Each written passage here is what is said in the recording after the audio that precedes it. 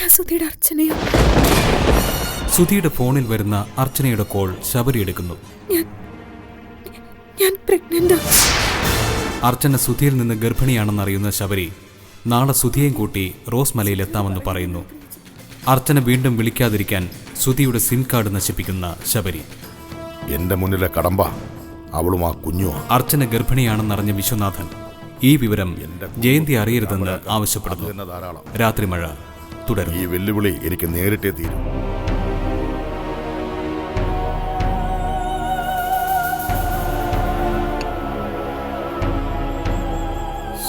ഒന്ന് മതിയാക്ക് വിശ്വേട്ടാ. സമയം 12ആയി. സമയത്തെ കുറിച്ചെങ്കിലും ഒരു ബോധം വേണ്ടേ? ആ ബോധമൊക്കെ എനിക്കുണ്ട്. പിന്നെ വിശ്വേട്ടന്റെ മനസ്സിൽ എന്തോ ഉണ്ട്. കുറച്ചു മുമ്പ് കണ്ട ആളെ അല്ല. എനിക്കൊരു മാറ്റവും വന്നിട്ടില്ല. അല്ല, ഉണ്ട്. എന്തോ പ്രശ്നമുണ്ട്. അല്ലെങ്കിൽ ഈ നേരത്തെ വിശ്വേട്ടൻ തനിച്ചിരുന്ന് കഴിക്കില്ല. ദേ നോക്ക്, എന്നോടൊന്നും മറച്ചു വെക്കരുത്. വിശ്വേട്ട, എന്താ ഇപ്പോഴത്തെ പ്രശ്നം? സുധി എന്തെങ്കിലും പറഞ്ഞോ?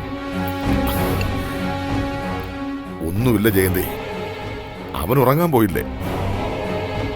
പിന്നെന്താ വിശ്വേട്ടാ, ആ പെണ്ണിനെ പറ്റി എന്തെങ്കിലും?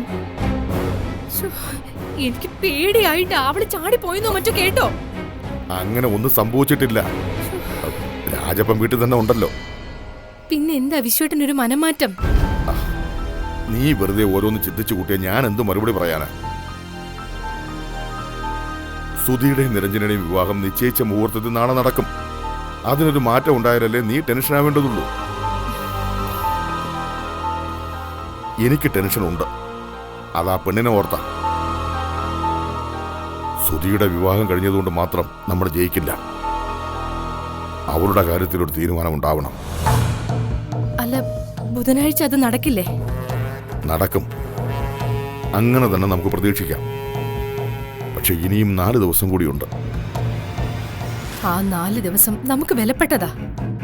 അവളുടെ കഴുത്തിൽ ഒരു താലി വീഴുന്നത് വരെ വിശ്വേട്ടന്റെ ആളുകൾ അവിടെ ഉണ്ടാവണം. ദേ, രാജപ്പനെ മാത്രം നമ്മൾ വിശ്വസിച്ചിരിക്കുന്നത് മണ്ടത്തരാ. അതിനെപ്പറ്റിയാ ഞാനും ചിന്തിച്ചിരുന്നത്. അവളുടെ കാര്യത്തിൽ ഞാനെടുത്ത തീരുമാനം നടപ്പാക്കുന്നത് വരെ എനിക്ക് സമാധാനം ഉണ്ടാവില്ല.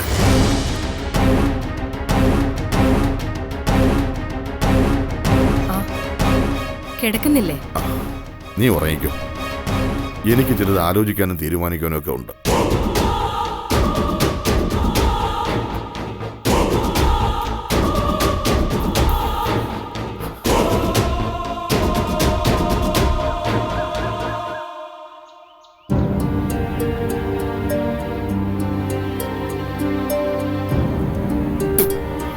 എടി ശ്യാമളെ, കുറച്ച് വെള്ളം എടുത്തു പാടി.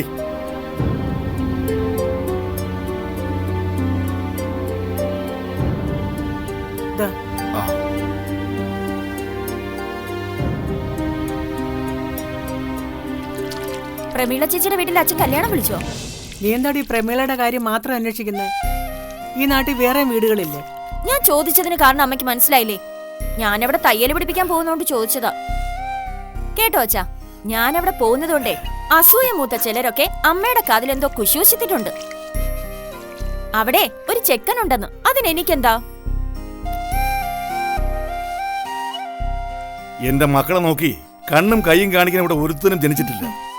അച്ഛൻ പ്രമീള ചേച്ചിയെ ക്ഷണിച്ചോ? ആ ഭാഗത്ത് 2-3 വീടുകൾ വിട്ടുപോയി. അച്ഛൻ ലെറ്റർ എന്നാ മതി, ഞാൻ വിളിച്ചോളാം. കത്ത് മുറി ഇരിപ്പുണ്ട്. നീ ഈ ചുറ്റുവട്ടത്തുള്ള പെണ്ണുങ്ങളൊക്കെ പറഞ്ഞോടി. ഇനി ദിവസമില്ല. രാവിലെ ഇറങ്ങി പറഞ്ഞേക്കാം. ഉണ്ടല്ലോ. ആ, അച്ഛന്റെ സിൽബന്ധികൾ വരുന്നുണ്ട്. നിനക്ക് കുറച്ച് ബുദ്ധി ഉണ്ടെന്ന് ഞാൻ കരുതിയത്. എടി, ഈ നാട്ടിൽ പിടിച്ചു നിൽക്കണമെങ്കിൽ ഇങ്ങനെ ചിലരെ കയ്യിലെടുക്കണം. അവൾ ഇറങ്ങി പോയപ്പോ കൂടെ വന്നത് അവരാ. അവരുടെ ബലത്തിലാ ഞാൻ ഈ കല്യാണം നടത്തുന്നത്. ഇനി എന്തെങ്കിലും നിന്റെ നാവിന്ന് വീണ എന്റെ വിധം അങ്ങ് മാറും. കയറി പോവണേ. എടി, നീ ചായ എടുക്ക്. ചെല്ലു.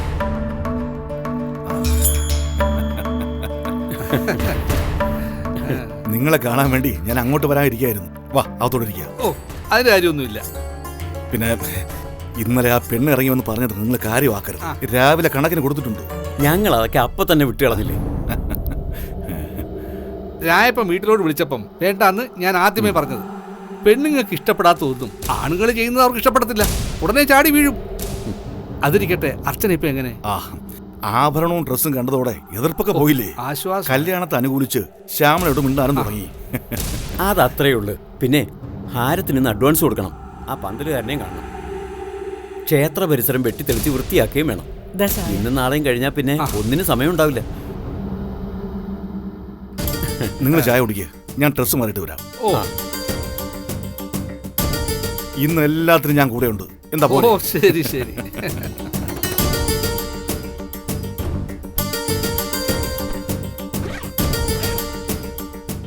അച്ചുവേച്ചി, പുറത്താരാ മുള വന്നത്? അതാ ആശാനും വാച്ചറോ. അച്ഛൻ കല്യാണത്തിന്റെ ആവശ്യമായിട്ട് ഇപ്പൊ അവരുടെ കൂടെ പോകും. പോകുന്നുണ്ടെന്ന് ചിറ്റപ്പൻ പറഞ്ഞു. പറഞ്ഞു. പിന്നെ രേവതി ചേച്ചി പ്രമീള ചേച്ചിയുടെ വീട്ടിൽ പോകാൻ സാധ്യതയുണ്ട്. അപ്പൊ സുധി വരുമ്പോ കുഞ്ഞമ്മ മാത്രമേ ഉണ്ടാവൂ അല്ലേ? അതെ അച്ചുവേച്ചി, അച്ഛൻ പോയാൽ തിരിച്ചു വരാൻ സന്ധ്യയാവും. എന്താ അച്ചുവേച്ചി മുഖം വല്ലാണ്ടായത്? ചിറ്റപ്പന്റെ ഫോണിലേക്ക് സുധി വിളിക്കൂന്നൊരു പേടിയുണ്ട് മോളെ. വിളിക്കരുതെന്ന് അച്ചുവേച്ചി പറഞ്ഞതല്ലേ?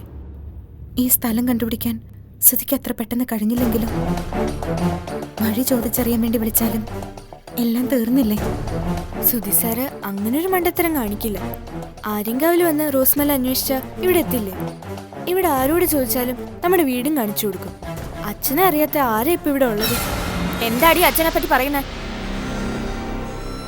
അതിനച്ഛൻ നിന്റേത് മാത്രല്ലല്ലോ. ഓ, അച്ഛനോട് സ്നേഹമുള്ള ഒരു മോള്, എന്നിട്ടാണോ ഇവക്ക് വാതില് തുറന്നു കൊടുത്തേ?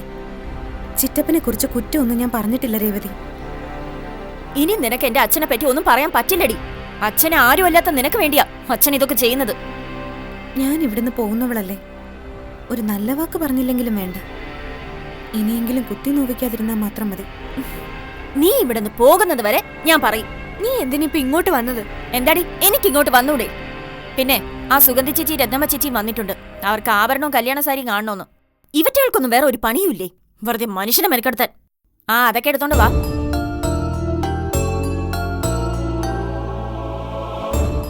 അവര് കാണാൻ വന്നതല്ലേ, ഒന്ന് കാണിക്കാതിരുന്ന എങ്ങനെയാ? അച്ചുവേച്ചി അങ്ങോട്ട് ചെല്ല്, എനിക്ക് വേറെ പണിയുണ്ട്. അപ്പോഴെങ്ങാനും സുധി വന്നോ? അത് നല്ലതല്ലേ? ഈ നാട്ടുകാരൊക്കെ അറിയണം. പിന്നെ നമ്മളായിട്ടൊന്നും പറയണ്ടല്ലോ.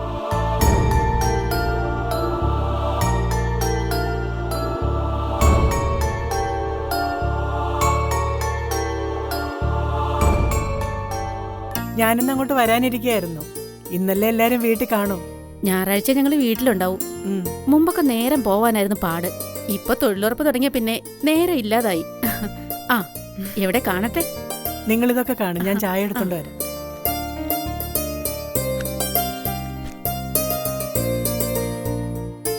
ദൈവമേ, ഇവര് മുക്കുപണ്ടം തിരിച്ചറിയാതിരുന്നാ മതിയായിരുന്നു. ഇതൊന്ന് തുറന്നു കാണിക്ക് രേവതി.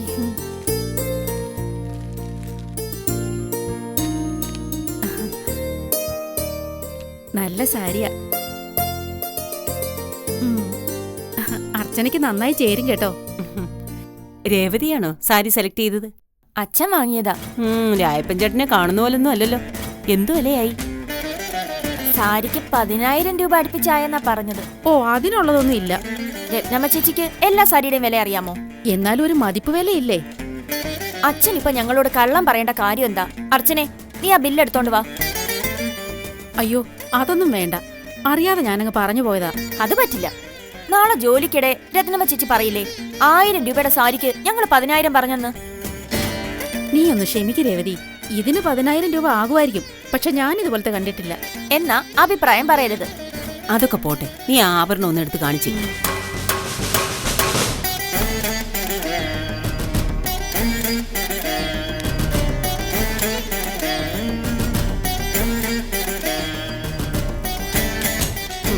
ഇതൊക്കെ ഏത് ജ്വല്ലറിന്നാ വാങ്ങിച്ച? അത് പിന്നെ അച്ഛൻ കോയമ്പത്തൂർ ഒരു ജ്വല്ലറിന്നാ വാങ്ങിയത്. കടയ്ക്ക് പേരില്ലേ? മുത്തു ജ്വല്ലറി. അവിടുത്തെ ഏറ്റവും വലിയ ഷോറൂമാ. പയ്യന്റെ അമ്മാവനും ഉണ്ടായിരുന്നു. സ്വർണം എടുക്കുമ്പോ കൂടെ വരണമെന്ന് അവർക്ക് നിർബന്ധം. അവര് പറയുന്ന കടയെന്നാ എടുത്ത്. ചില പയ്യന്മാരുടെ കൂട്ടർ അങ്ങനെ കൃത്യമായ തൂക്കം വരെ അവർക്കറിയണം. അച്ഛൻ 4 ഗ്രാം കൂടുതലെടുത്തു. 25 പവന് 4 ഗ്രാമും ഉണ്ട്. ഒരു കാര്യത്തിലും അച്ഛൻ താണു കൊടുക്കില്ല. വളകളൊക്കെ പുതിയ ഫാഷനാന്ന് തോന്നുന്നല്ലോ. നമ്മുടെ ഫാഷൻ അല്ലല്ലോ തമിഴ്നാട്ടിലേത്. അതെ അതെ, സ്വർണത്തിനും ചെറിയ വ്യത്യാസമുണ്ട്. ഇതാ അർച്ചനെ അകത്തോട്ട് വെച്ചു. ദാ ഇതുകൂടെ കൊണ്ടുപോ. സാരി ഞാൻ കൊണ്ടുവന്നോളാം.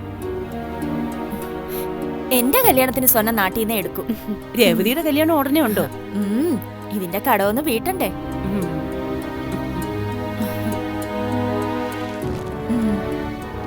നിങ്ങൾ ചായ കുടിക്കും.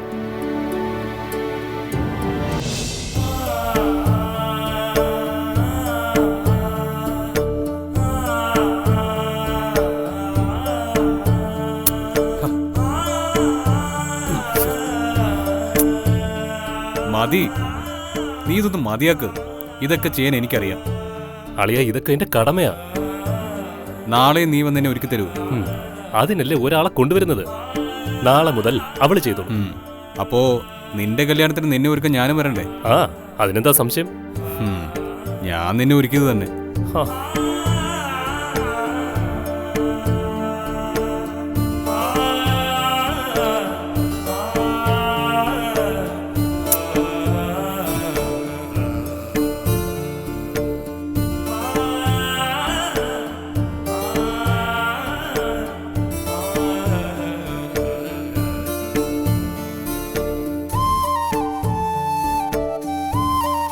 റേഞ്ച് ഇല്ലെന്ന് തോന്നുന്നു. വിളിച്ചിട്ട് കോളൊന്നും പോകുന്നില്ല. വേറൊരു സിം ഉണ്ടല്ലോ, അതിൽ കിട്ടില്ലേ? അതിന് സിഗ്നലുണ്ട്. ഒരു സിഗ്നല് പോരെ അളിയ, എന്തിനാ 2 സിഗ്നൽ? എന്റെ മിക്ക ഫ്രണ്ട്സിനും മറ്റേ നമ്പറേ അറിയത്തുള്ളൂ. മറ്റേ നമ്പർ അറിയുന്നവരെ വീട്, അതൊക്കെ പിന്നെ നോക്കാം. ചിലരൊക്കെ വിളിച്ചു കാണും. മുഹൂർത്തമോ ഓഡിറ്റോറിയോ ചോദിക്കാനേ ഇന്നാരെങ്കിലും വിളിക്കൂ.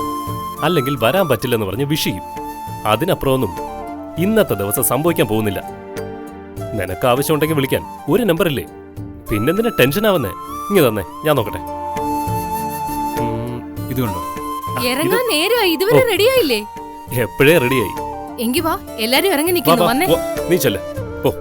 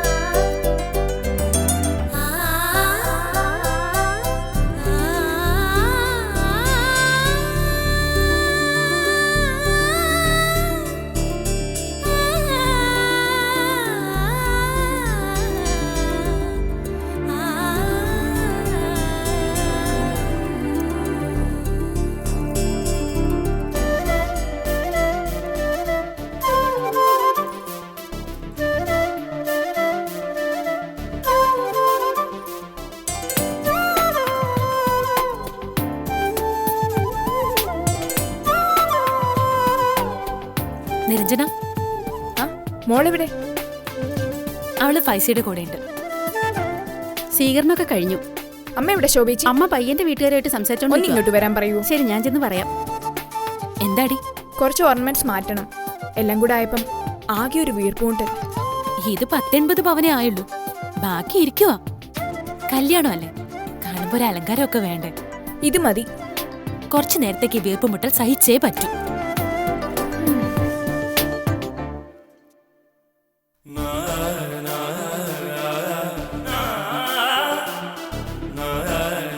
മോളെ, അമ്മേ ഒരുങ്ങിക്കഴിഞ്ഞോ? അമ്മ ആഗ്രഹിച്ചതും സ്വപ്നം കണ്ടതും ഇങ്ങനൊരു മരുമകളെയാ. ദൈവം എനിക്കത് തന്നല്ലോ.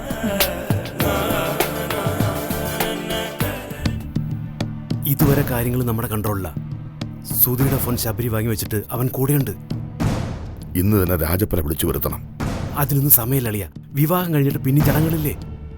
രാജപ്പനെ നാളെ വിളിച്ചാൽ മതി. അവൻ ആ പെണ്ണിന്റെ കല്യാണവുമായിട്ട് മുന്നോട്ട് പോവുക. അത് നടക്കില്ലെന്ന് അവനെ വിളിച്ചു പറയണം. വേണ്ടളിയ, അതിപ്പോ പറയാതിരിക്കുന്നത് നല്ലത്.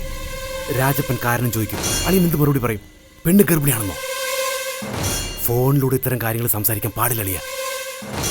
കിട്ടിയ അറിവ് വെച്ച് അവൻ എന്തെങ്കിലും തരികിട കാണിച്ചാലോ? രാജപ്പൻ നമ്മുടെ മുന്നിലെത്തണം. നമ്മുടെ മുന്നിൽ വെച്ച് അവൻ വിവരം അറിയാൻ പാടുള്ളൂ. ശബരി പറയും പോലെ ഇവനൊന്നും വിശ്വസിക്കാൻ കൊള്ളില്ല. ആ പെണ്ണിനെ വെച്ചുള്ള കളി പോലെയല്ല ഇത്. അവളുടെ വയറ്റിൽ വളരുന്നത് സുധിയുടെ കുഞ്ഞാണ്. പിന്നെ അവൾ ശബരിയോട് പറഞ്ഞതിൽ എത്ര സത്യമുണ്ടെന്ന് എനിക്കിപ്പോഴും വിശ്വാസം വന്നിട്ടില്ല. രാജപ്പനിൽ നിന്ന് സുധിയുടെ വിവാഹ വാർത്ത അവൾ അറിഞ്ഞതായി കൂടെ. എങ്കിൽ അവളൊരു ഫോൺ കോളിൽ പറഞ്ഞു നിർത്തുമോ? ഇന്ന് സുധിയുടെ വിവാഹമാണെന്നറിഞ്ഞ അവൾ അടങ്ങിയിരിക്കില്ല. അവൾ പറഞ്ഞത് സത്യമാണെന്ന് ഞാൻ വിശ്വസിക്കാനുള്ള കാരണം അതാ. അപ്പൊ ഇനി ആലോചിച്ച് നിന്നിട്ട് കാര്യമില്ല. അളിയൻ രാജപ്പനെ വിളിക്കേ.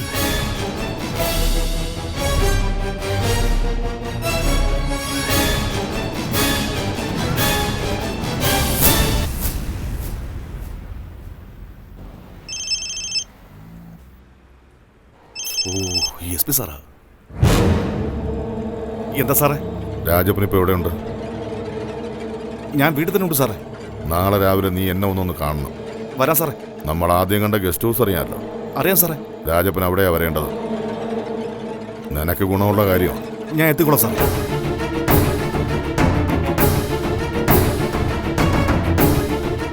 കുറച്ചുകൂടി കാശ് തരാൻ വേണ്ടി ആയിരിക്കും.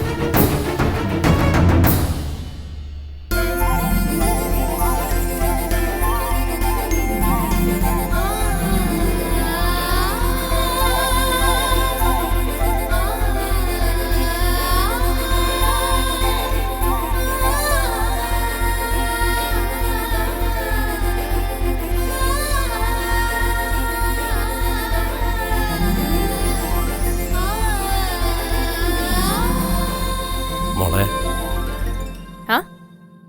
എങ്ങനെയുണ്ട്? നന്നായിട്ടുണ്ട്. ഒരുക്കങ്ങളൊക്കെ കഴിഞ്ഞില്ലേ ഭാഗ്യം? കഴിഞ്ഞു. കതിർമണ്ഡപത്തിൽ കയറാൻ സമയമായി.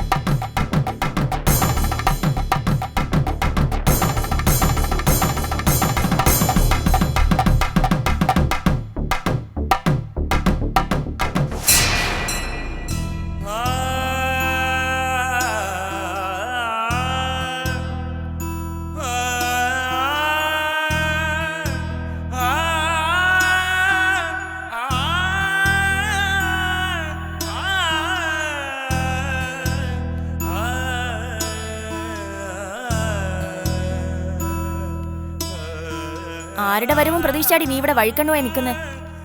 നിൽപ്പും ഭാവവും കണ്ട ആരോ വരാന്ന് പറഞ്ഞതുപോലുണ്ട്. ആ മോഹം വല്ലതും മനസ്സിലുണ്ടെങ്കിലേ നീ അതങ്ങ് മറന്നേക്ക്. നീ എന്തിനാടി എപ്പോഴും ഇവിടെ ഇങ്ങനെ കുത്തി നോവിക്കുന്നത്? 2 ദിവസം കൂടി കഴിഞ്ഞ് അവള് ജീവനും കൊണ്ട് പോവില്ലേ? ഇപ്പൊ ഇവളെന്തിനാ ഇവിടെ വന്ന് കുറ്റിയടിച്ച് നിൽക്കുന്നേ? അത് ചോദിക്കണ്ടേ? അവള് മുറിയിലിരുന്ന കുറ്റം, പുറത്തിറങ്ങിയ കുറ്റം. മുറിയിലിരിക്കാതെ ഒന്ന് പുറത്തു വരാൻ ഞാൻ തന്നെ അവളോട് പറഞ്ഞത്. വേണ്ടി വന്ന അമ്മ ഇവളോട് ഇറങ്ങി പോവാനും പറയും.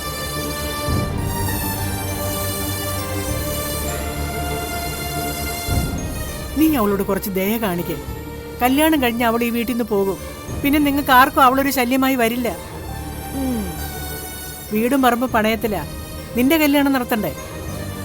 പിന്നെ അമ്പിളെ ഇങ്ങനെ വെറുതെ വീട്ടിൽ നിർത്താനും പറ്റില്ല. ഇതിനൊക്കെ അവളുടെ സഹായം കൂടി വേണം. അവളെ എങ്ങനെ സഹായിക്കുമെന്നാ?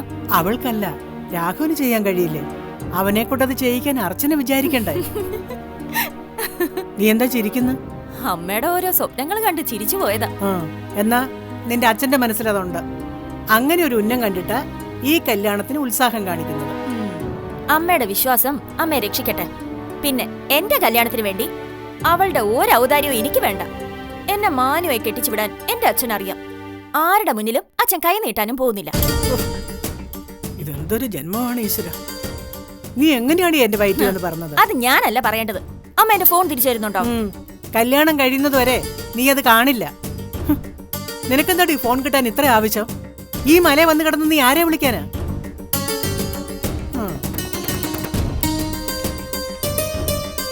ഒളിപ്പിച്ചു വെച്ചോ. അതുകൊണ്ടേ രേവതി തോപ്പിക്കാൻ പറ്റില്ല.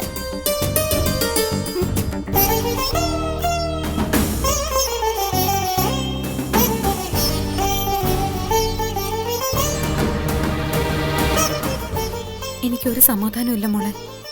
മണി 12 കഴിഞ്ഞു. ഇതുവരെ അവരെത്തിയില്ലല്ലോ. ശബരി ചതിച്ചതാവോ ചേച്ചി? സുധിസാറിനോട് പറയാതിരുന്നാ പോരെ? ശബരി അങ്ങനെ ചെയ്യില്ലെന്ന് തന്നെ എന്റെ വിശ്വാസം.